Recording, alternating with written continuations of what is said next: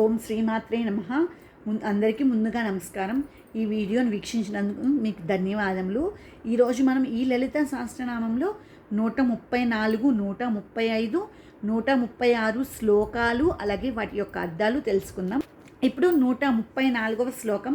రాజరాజేశ్వరి రాజ్యదాయిని రాజ్యవల్లభ రాజకృపా రాజపీఠ నివేశిత నిజాశ్రిత రాజరాజేశ్వరి రాజ్యదాయిని రాజ్యవల్లభ రాజకృపా రాజపీఠ నివేశిత నిజాశ్రిత రాజరాజేశ్వరి అనగా ఈశ్వరుని హృదయేశ్వరి, రాజ్యదాయిని అనగా రాజ్యములను ఇచ్చినది అనే అర్థం, రాజ్యవల్లభ అనగా రాజ్యమునకు అధికారిని అనే అర్థం.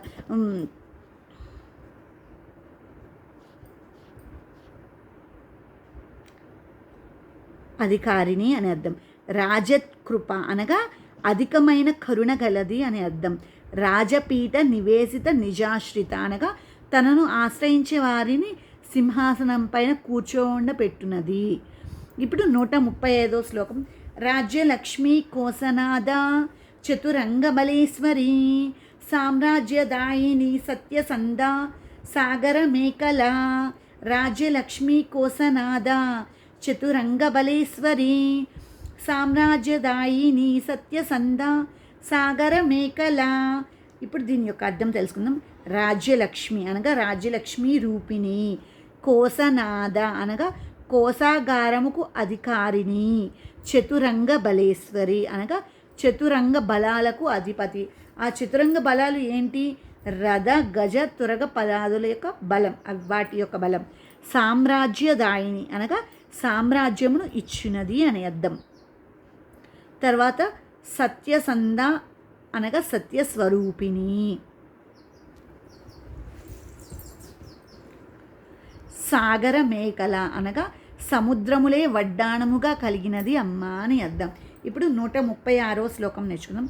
దీక్షిత దైత్య శమని సర్వలోకవశంకరి సర్వార్ధదాత్రి సావిత్రి సచ్చిదానంద రూపిణి దీక్షిత దైత్య శమని సర్వలోకవశంకరి సర్వార్ధదాత్రి సావిత్రి సచ్చిదానంద రూపిణి. ఇప్పుడు దీని యొక్క అర్థం తెలుసుకుందాం.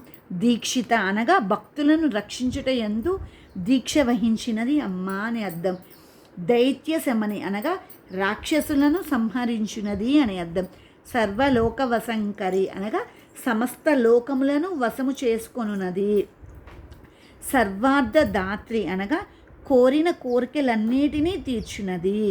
సావిత్రి అనగా గాయత్రి మాత. సచ్చిదానంద రూపిణి అనగా సచ్చిత్ ఆనందములే రూపముగా కలిగినది అమ్మ అని అర్థం. ఈరోజు మనం ఈ లలిత సహస్రనామంలో 134, 135, 136 శ్లోకాలు అలాగే వాటి యొక్క అర్థం, వాటిలో దాగి ఉన్న నామాలు తెలుసుకున్నాం. తర్వాత వీడియోలో మళ్ళీ కలుద్దాం.